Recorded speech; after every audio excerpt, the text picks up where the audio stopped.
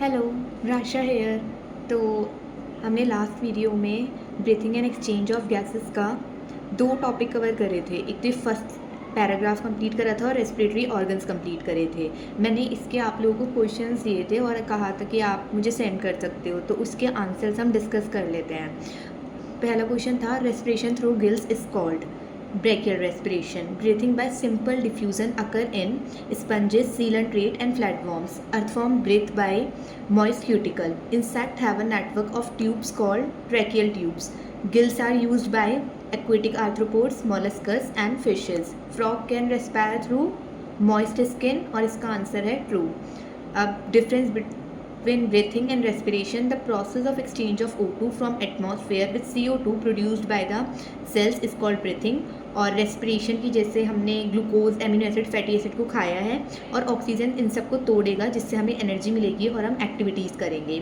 अब respiratory organs depend on habitat and level of organization की हम कहाँ रह रहे हैं और हमारा लेवल ऑफ ऑर्गेनाइजेशन कैसा है, tissues, organ system. Respiration through lungs is called pulmonary respiration.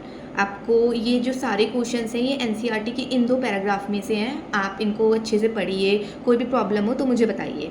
आज हम पढ़ेंगे ह्यूमन रेस्पिरेटरी सिस्टम और आज हम इन दोनों को कंप्लीट करेंगे, इस वाले पैराग्राफ को और इसे।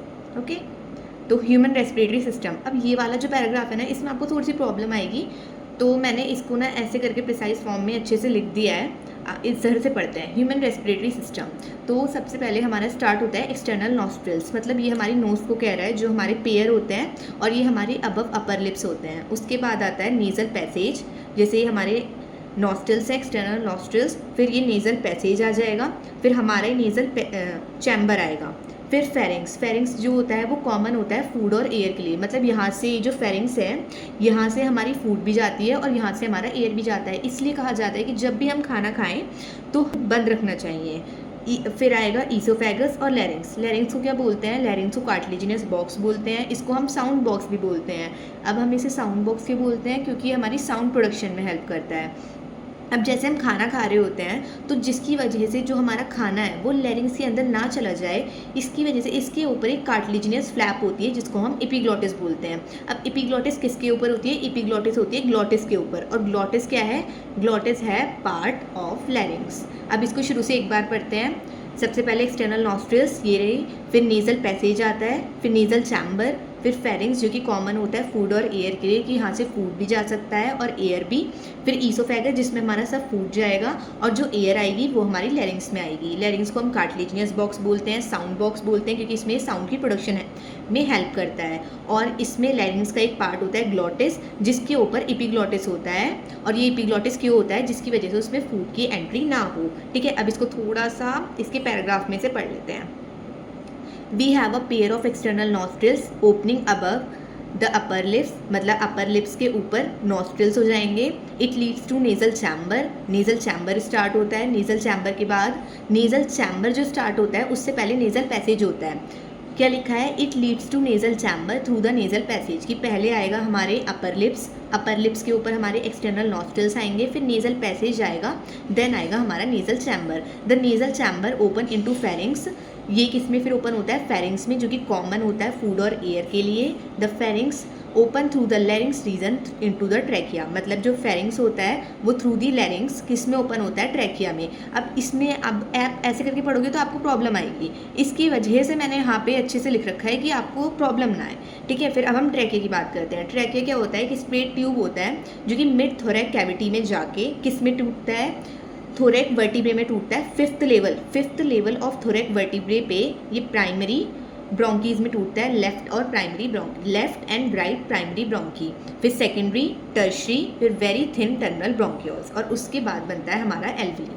अब इसमें क्वेश्चंस आते हैं कि ये जो इनकम्प्लीट कार्टिलेजिनस रिंग्स हैं ये किसके ऊपर होती हैं, ये होती हैं एक ट्रैकिया के ऊपर, left and right primary bronchi के ऊपर, सेकेंडरी, टर्शरी और इनिशियल ब्रोंकियोल्स के ऊपर। अब ये सेकेंडरी जो ब्रोंकियोल्स हैं ये बनते कैसे हैं, जब प्राइमरी ब्रोंकी बार बार डिवीज़न करती हैं उनसे बनते हैं ये। अब थोड़ा एल्वली के बारे में बात करते हैं। एल्वली क्या होता है, एल्वली होता है वस्कुलराइज्ड बैग लाइक स्ट्रक्चर, ऐसा बैग लाइक स्ट्रक्चर, और ये बहुत ज़्यादा पतला सा होता है, वेरी थिन और इरेगुलर वॉल्ड। ठीक है, मतलब ऐसे ऐसे करके।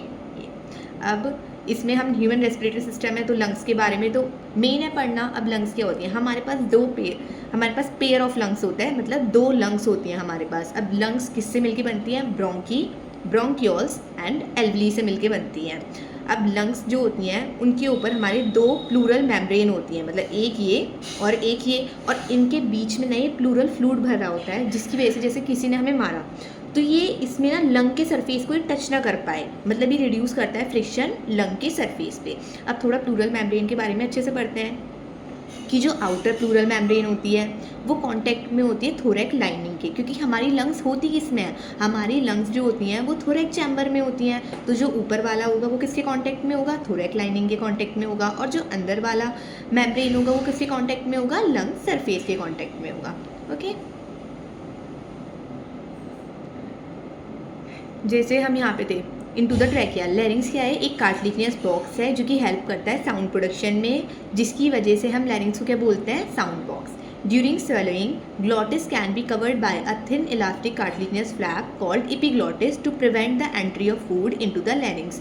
कि जो लैरिंग्स के ऊपर, लैरिंग्स का एक पार्ट क्या होता है जिसको हम ग्लॉटिस बोलते हैं। अब ग्लॉटिस के ऊपर यहाँ पे एपिग्लॉटिस होता है जो कि एक थिन कार्टिलेजिनस फ्लैप होता है, जिसकी वजह से उसमें फूड की एंट्री नहीं हो।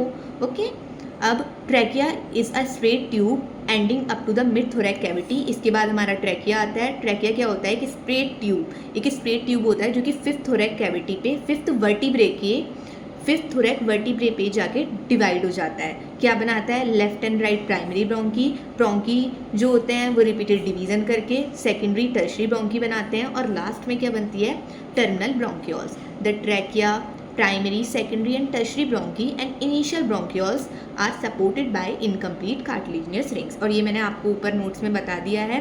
अब each terminal bronchi give rise to number of very thin irregular walled and vascularized bag like structure alveoli, और ये भी ऊपर बता दिया है। The branching network of bronchi, bronchioles and alveoli lungs बनाते हैं, और lungs के ऊपर मैंने बताया था कि 2 लेयर होती हैं, उनको क्या बोलते हैं, प्लूरा मेम्ब्रेन, ठीक है, और उनके बीच में क्या होता है, pleural fluid between them. It reduce friction on the lung surface. अब जो आउटर प्लूरल मेम्ब्रेन होती है वो किसके कांटेक्ट में होती है, थोरैक लाइनिंग के, और जो इनर प्लूरल मेम्ब्रेन होती है वो कांटेक्ट में होती है लंग सरफेस के। अब इसमें हम 2 पार्ट्स के बारे में और डिस्कस करेंगे रेस्पिरेटरी सिस्टम के, conducting part and respiratory or exchange part. अब कंडक्टिंग पार्ट कहाँ से स्टार्ट होता है, एक्सटर्नल नॉस्ट्रिल्स से लेके ब्रोंकियोल्स तक स्टार्ट होता है, और respiratory or exchange part alveoli and its ducts. अब कंडक्टिंग पार्ट का वर्क क्या होता है, ट्रांसपोर्ट एयर टू एल्वली, मतलब ये स्टार्ट कहाँ से हो रहा है, एक्सटर्नल नॉस्ट्रिल्स, तो वहीं से तो हमारी एयर आके हम कहाँ पे लेके जाते हैं, ब्रोंकी के बाद हमने क्या पढ़ा था कि उसमें लास्ट में क्या दिखा रखा था, एल्वली होती हैं, तो यहाँ तक हमारी एयर आती है, और इसमें जो भी बेकार पार्टिकल्स हैं वो कंडक्टिंग पार्ट उन्हें हटा देता है, रिमूव फॉरेन पार्टिकल्स, ह्यूमिडिफाई, मतलब उसके अंदर नमी लेके आता है, bring air to body temperature, और जो हमारा बॉडी टेम्परेचर होता है उस तक एयर मतलब उस टेम्परेचर को और एयर के टेम्परेचर को वो सेम कर देता है, ठीक है। अब रेस्पिरेटरी और एक्सचेंज पार्ट क्या है, site of actual diffusion of O2 and CO2 between blood and atmospheric air. मतलब रेस्पिरेटरी और एक्सचेंज पार्ट होता ही क्या है, मतलब डिफ्यूजन वगैरह किधर होता है, ये जो मेन साइट होती है वो एल्वली होती है, तो यहीं पे एक्चुअल डिफ्यूजन होता है O2 का और CO2 का। डिफ्यूजन मतलब कि O2 जो है वो हमारी बॉडी के अंदर जा रहा है, CO2 हमारी बॉडी के बाहर आ रहा है, ठीक है। इसको हम एक और बार यहाँ पे लिखा है, इस इधर से भी पढ़ लेते हैं।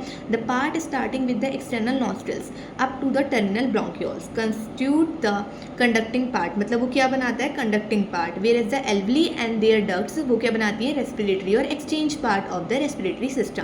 The conducting part transport the atmospheric air to the alveoli, मतलब एयर जो है वो एल्वली तक लेके आता है, clear it from foreign particles, मतलब जो भी बाहर के पार्टिकल्स हैं उनको हटा देता है, ह्यूमिडिफाई कर देता है, and also bring the air to body temperature, मतलब जो बॉडी का टेम्परेचर है और एयर का टेम्परेचर है उसको सेम कर देता है, मतलब कि एयर के टेम्परेचर को बॉडी के टेम्परेचर तक लेके आ जाता है। Exchange part is the site of actual diffusion, मतलब डिफ्यूजन होता है किसमें, O2 का और CO2 का, O2 बॉडी के अंदर जाएगी और CO2 बॉडी के बाहर आएगी।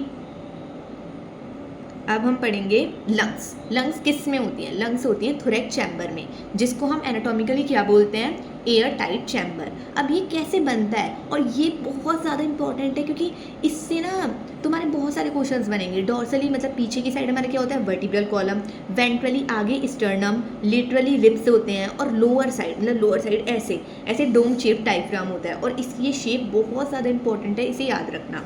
अब हमने थोरेक चैम्बर में क्यों रखा है लंग्स को, मतलब तो अब थोरेक चैम्बर के बारे में थोड़ी सी बात करते हैं कि any change in volume of thoracic cavity, कि अगर लंग्स में चेंज करना है तो हमें थोरेक चैम्बर में चेंज करना पड़ेगा।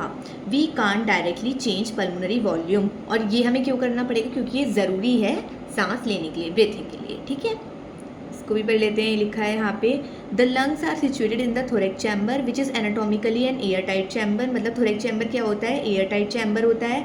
The thoracic chamber is form dorsally, मतलब पीछे की साइड से वर्टिब्रल कॉलम, आगे से स्टर्नम, लेटरली रिब्स होती हैं, और डोम शेप्ड डायग्राम जो कि लोअर साइड में होता है। The anatomically setup of lungs in thorax is such that any change in the volume of thoracic cavity will be reflected in lung. मतलब अगर कुछ भी चेंज आएगा थोरेक के अंदर तो हमारे लंग्स में हमें दिख जाएगा। Such an arrangement is essential for breathing, मतलब सांस लेने के लिए और जो भी रेस्पिरेशन ये सब चीज़ें हैं उनके लिए ज़रूरी है। As we can not directly alter the pulmonary volume, मतलब हम अपनी लंग्स की वॉल्यूम को नहीं चेंज कर सकते ऐसे, हमें पहले किस में चेंज करना पड़ेगा, हमें थोरेक चैम्बर में चेंज करना पड़ेगा। ओके, अब ये वाला थोड़ा सा बचा है कि रेस्पिरेशन में कौन कौन से स्टेप्स हैं, इनको और पढ़ लेते हैं। रेस्पिरेशन में सबसे पहले हम एटमॉस्फेयर से ऑक्सीजन लेंगे जो कि थ्रू नेजल कैविटी आएगी। फिर मैंने बताया था कि एक्सचेंज पार्ट में यहाँ पे लिखा है कि एल्वली एंड इट्स डक्ट, ये क्या है, site of actual diffusion of O2 and CO2। वही चीज़ यहाँ लिखी है कि जो डिफ्यूज़न होगा वो एल्वली की मेम्ब्रेन पर होगा। फिर अब जब O2 हमें बॉडी के अंदर लेके जाना है तो कोई भी ट्रांसपोर्ट का जो मीडियम होता है वो बॉडी के अंदर वो क्या होता है, ब्लड। तो transport of O2 through blood.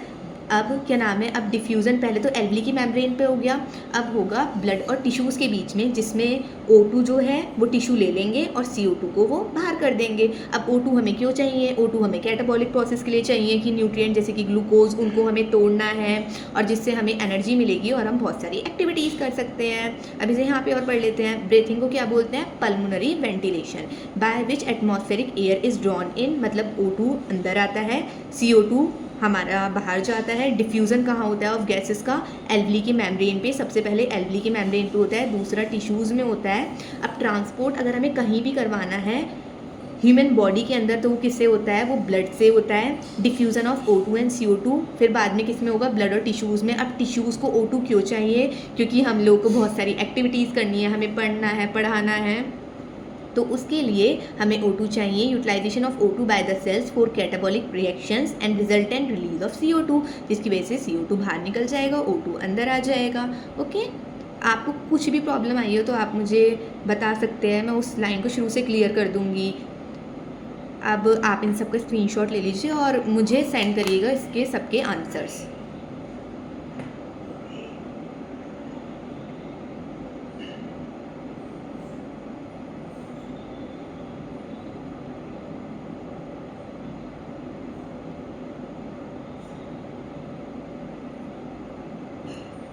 मैं ये सब जो है अपनी जो इंस्टा की आईडी है मैं लास्ट पे मेंशन कर दूँगी, आप मुझे सेंड कर सकते हैं और कोई भी प्रॉब्लम हो तो मुझे बता सकते हैं। Okay, bye, see you in the next video.